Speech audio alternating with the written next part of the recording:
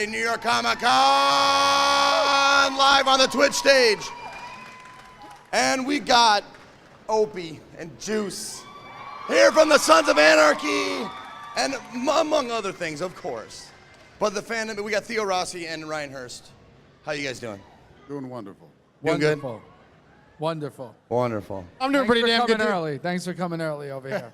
Yeah, those guys, those three especially, have been waiting here since 9 a.m. Trying to get a peep. So, how's your con been so far? Have you guys just get here? You've been cruising around. I heard you just came from a signing or something, right? Yeah. No, we've been here for, I was here since Friday. You were just here yesterday. It's been a beautiful, wonderful con. Yeah. I just kind of came in. We were we're in the middle of shooting Cage season 2. Yeah. I think I'm allowed to say that. I think everybody knows that. Spoiler alert. And then I came here, and I got here, and now we're doing this, and now we're here. Right on, man.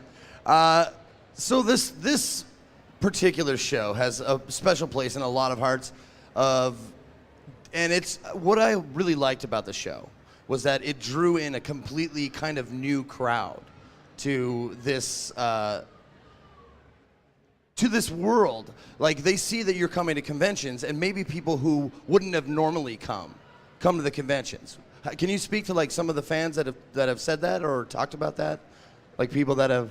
Yeah, I think Sons at its heart is like a graphic novel. Do you know what I mean? Sure. I think it's become that. If you're familiar, and obviously a lot of people here are reading graphic novels, it's become like those Back to Brooklyn kind of, that hardcore kind of graphic novel. And I think that's why the fans related. When we did our first Comic-Con, we were just saying in San Diego, when it was all of us, it was like being like rock stars walking in there. Yeah. And the way the fans responded, now that I'm in the comic book world, it's kind of that same response, if not more. So I just think that it kind of touches on it. And now there are Sons of Anarchy comics and all that kind of stuff, and video games. And Now you see a whole lot more cosplay in biker bars. There's like guys like dressed up in their leathers and they got like a mask on, like Chewbacca with a cut on. Right. Yeah. Oh yeah, people go all out doing that stuff. Like, people grow their beards out for years so they can do that. So they can cosplay, as Opie or something like that. Commitment. It is. It's totally a commitment. Yeah. This is as long as my beard grows. So This is a what I month's got. worth. I was like, I'm gonna grow my beard out for the Suns panel. Yeah. No, Yeah. not gonna happen. Puberty's gonna hit someday. Someday, I'm gonna get there. So do you got any weird like fan stories? Maybe someone who like freaked out, cried, or something like that? This guy walked up and he said, hey, I want you to sign this thing. I said, what is it? And he put it down, and it was a receipt.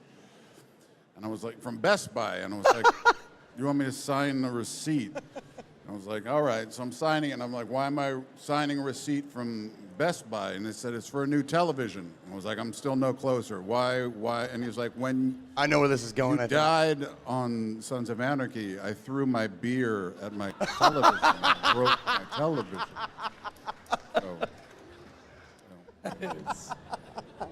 I got nothing on that one. That is, mine is usually more of stuff with women that is a little Yeah, crazy. no, I bet, man. But I have not bought someone a TV yet at Best Buy, but I love it. No, I'm sure. I mean, you. No offense to Ryan or He's anything, but he you got a different kind of sex appeal. So I bet you got some female fans out there. No. Jax took them all. No, it's more of, our fans, like, this is what I say to people. There's two kinds of people in this world. There's the people who watch Sons of Anarchy and the people who don't. And when you watch it, it's very rare that it's like, yeah, I watched like one or two. It just wasn't for me. They're like, I watched the whole season in 2 weeks. And they, or always. And they just binged it out, and they're crazy about it, and they loved it, and they're in the world of it.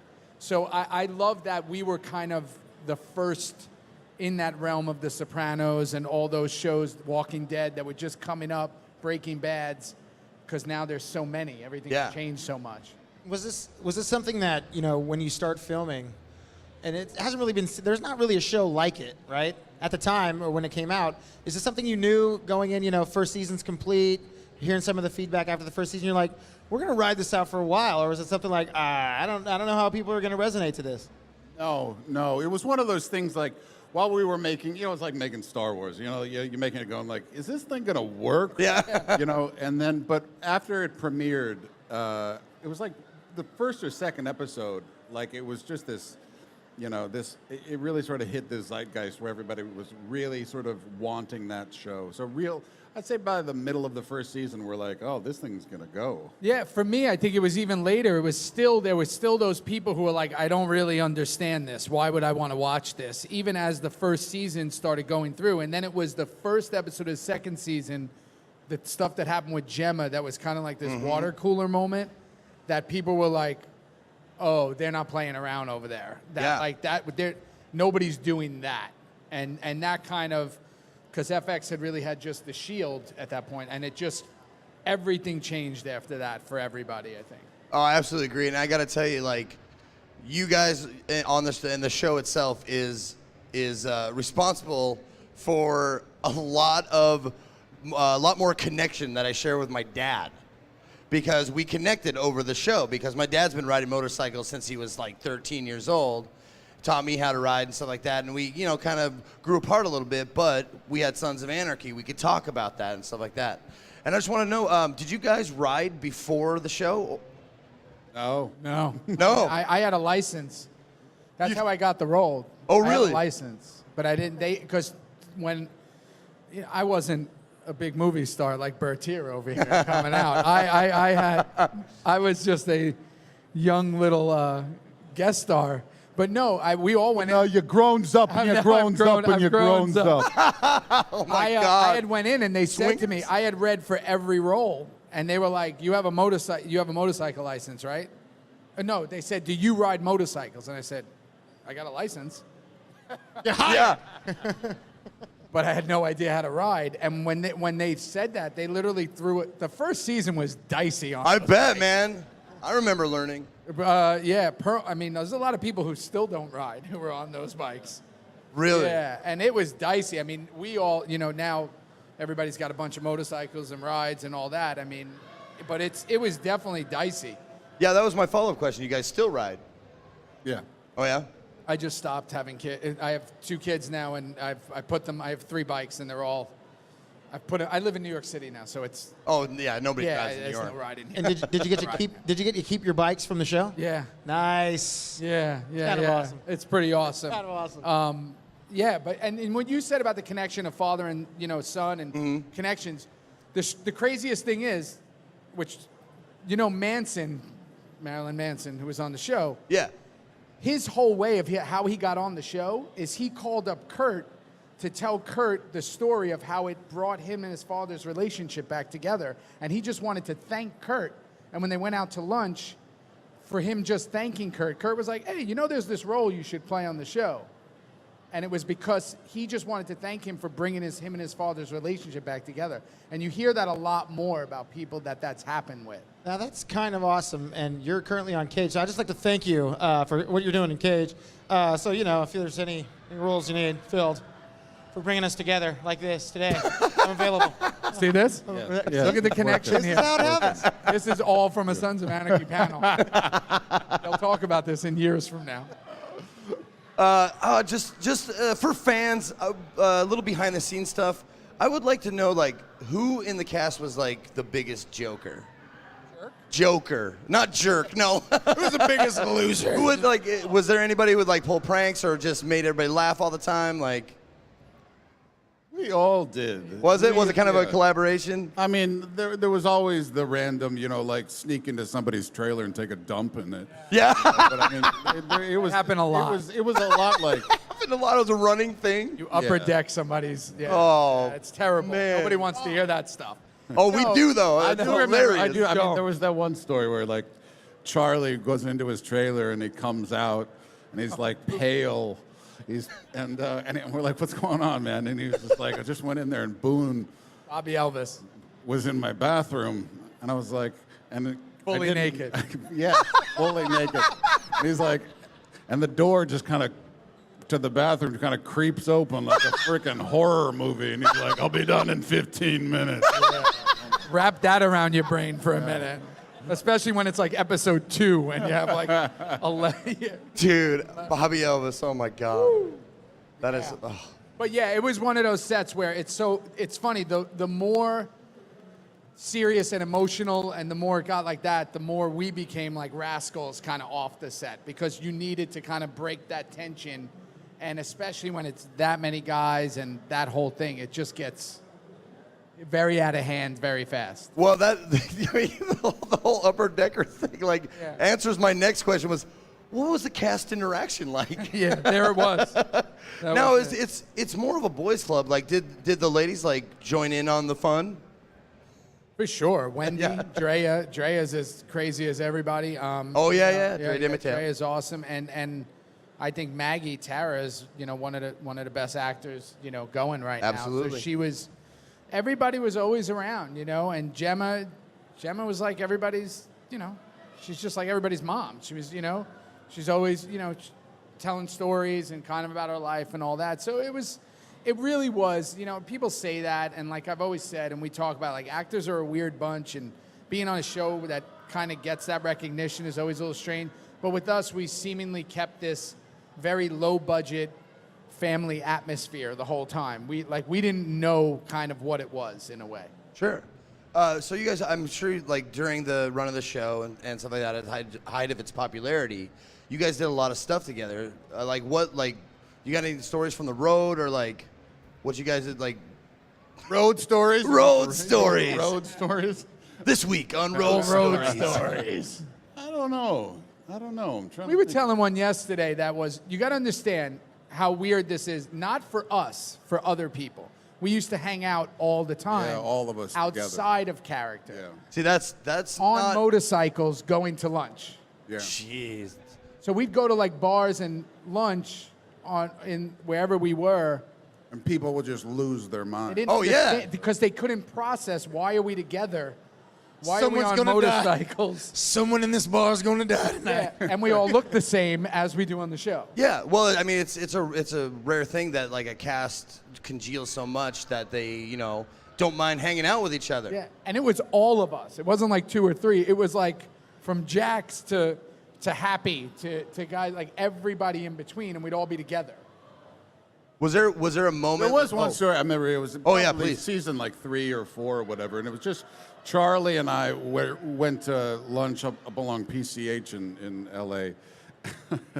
and we were riding, and we pull up literally alongside these 2 young kids who couldn't have been more than like 19 or 20. Right. And they inadvertently were like, cosplaying Jax and Opie. Oh, were they?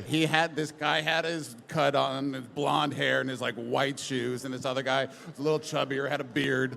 And we pulled up, and they looked at, and we were like, and I look over at Charlie. Like and that we're Seinfeld episode. That's exactly what it was. I was like, well, do we make this a good story or not? And I kind of like look at Charlie, and he's like, all right. And then we just like gassed him. Oh, We my just, God. and the guys were like, you guys are awesome. Yeah. We love you. we were at this bar. We all used to hang out at this bar on Sunset, and it was Halloween, and people dress up like Suns guys. Mm-hmm. And there was 3 kids, and they're hammered. And I'm standing outside, and one of the kids is dressed like Juice, but we're in the off season, so I'm not. I saw Juice here with the, Oh, is it? Yeah. in the hair and everything. Yeah, and I said to the kid, I was like, yo, that's a dope costume. And he's like, yeah, fuck off. What do you know? Me, but yeah, okay. Yeah. He was like way too cool. He barely like looked at me. He was like, all right, whatever. Yeah. I was like, all right. That is awesome, man. I love to hear it.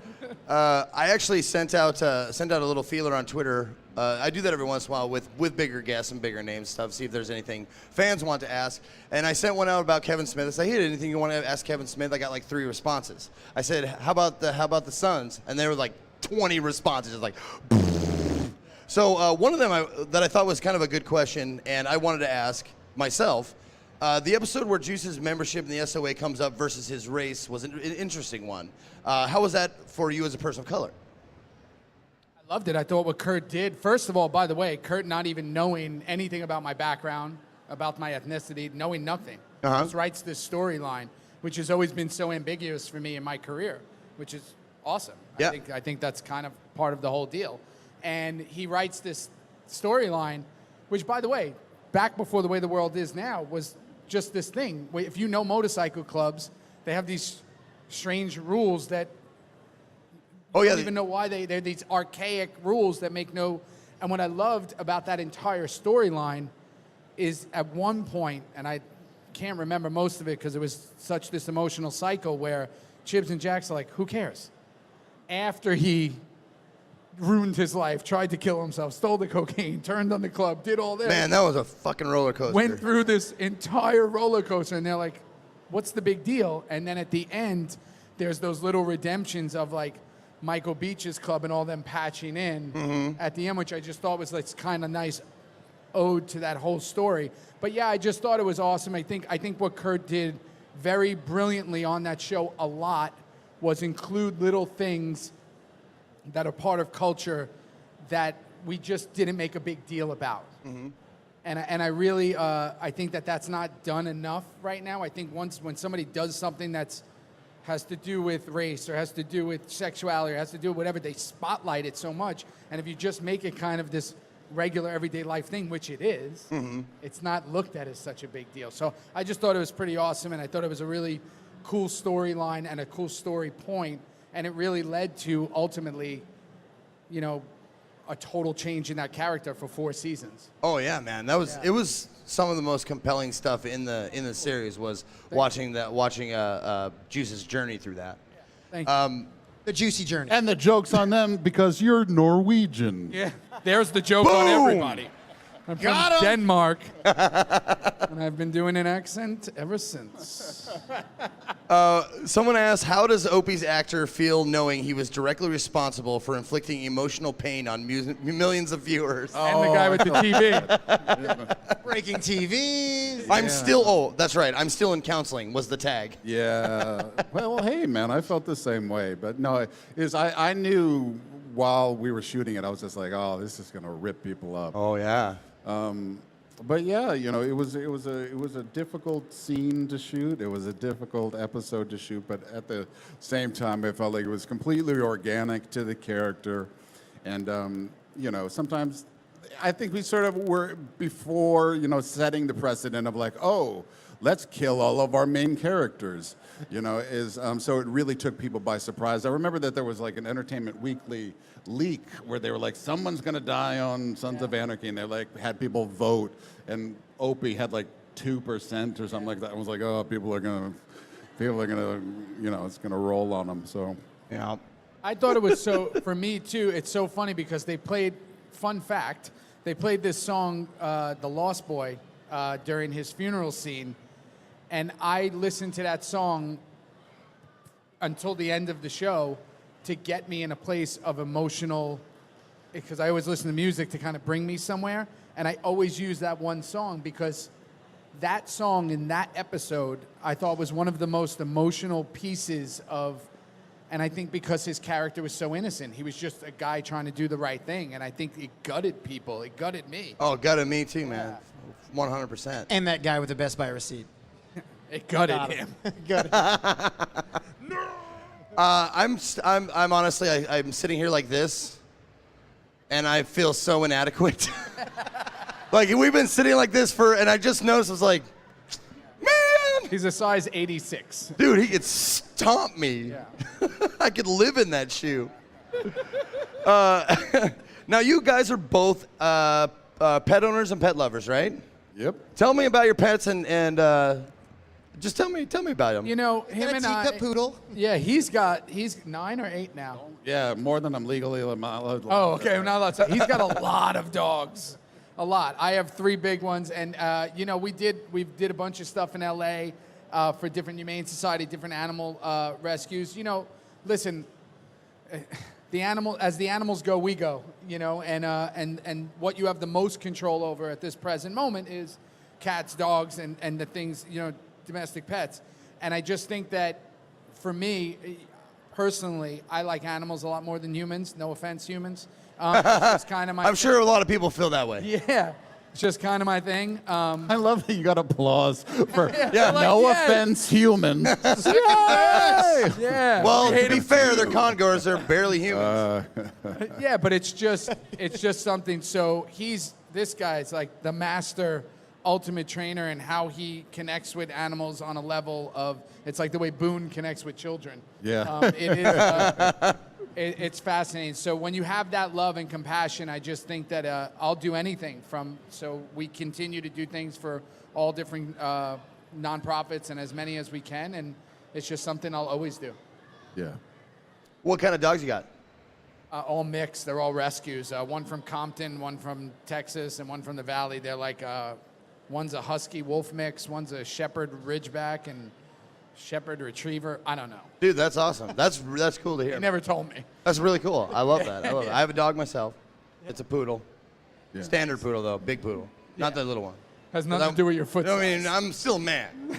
You're bringing up the updated, feet. isn't it? You're bringing up the poodle. No, What's going on here? I know.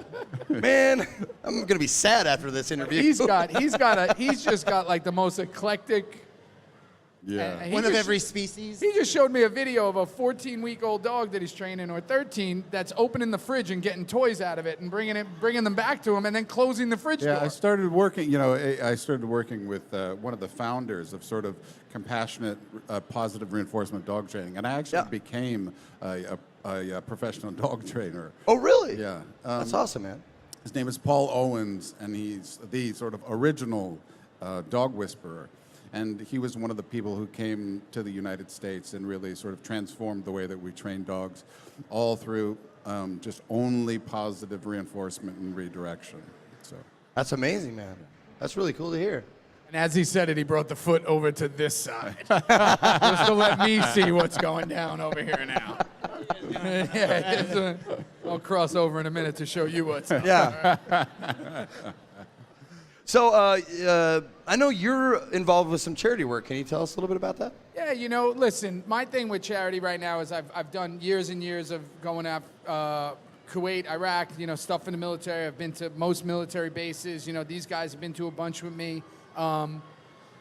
Humane Society, animals, civil rights. Just my thing is, listen, I'm one of those guys that I believe if you get put in a position, I'm a normal street kid who, has a really cool job at this present moment. And if anybody could listen to me, 1-2 people, it's kind of my duty that if I believe in something to voice it. Not everybody's going to agree with it. I'm cool with that. Not everybody agrees. I could say something about rescuing dogs, and they're like, why are you writing about dogs when there's people dying? I'm like, no, I know. I'm talking about dogs at this moment, and I'll talk about that too, and I'll talk about that. I want to do everything, and I'm involved with, I'm on a board of a couple of different, I'm an ambassador here for the Garden of Dreams, the Humane Society, USO, Boot Campaign, a bunch of different charities, and I wish I could even do more, and I try to do as much as possible. So it's something I believe in, especially now with having 2 young sons. It's like I just want to do as best I can while I'm here. And I think that, it's just I'd rather stand for something, die for something or live for nothing. I don't know. Absolutely. No, I completely understand that, man. And I understand, like, Twitch does a lot of charity work and stuff like that, and as streamers do a lot of it too. And you do have to pick. It sucks, but you have to pick so you can focus on it, on like the charities that you really believe in. There's tons of good ones out there, but I understand that you have to. Yeah, you see situations, and when Sandy hit here, I was rebuilding homes here, and we came and formed a charity called Staten Strong, and we did that and got all these guys to do videos and all that, and it was like something that was happening right now. So you just find what it is, but you have to focus on what that is. So if somebody's going to get into something, it's like what people don't realize, it's not always about money. It's just about presence, being involved, helping. So again, that's what we're here for. That deals with animals, that deals with all life. It's like if we don't help each other, we're doomed. Yeah. Man, that's awesome, right? I love that. I was perusing both your Twitters, one of which is at Theo Rossi, and one of which is at one of my favorite Twitter names, at Rambo Donkey Kong. Yeah. And I had one last question. We got time for one more question before we go, and it's the most important question. Who'd win in a fight, Ope or Juice? Opie. And there you have it, everybody. Sons of Anarchy, give it up, Theo Rossi. Ryan Hurst, thank you guys so very much for being here. I appreciate it. It was a dream come true, and he's going to leave me hanging. There it is. Don't go away. We got more stuff coming to you right here on the Twitch stage from New York Comic Con 2017. Stay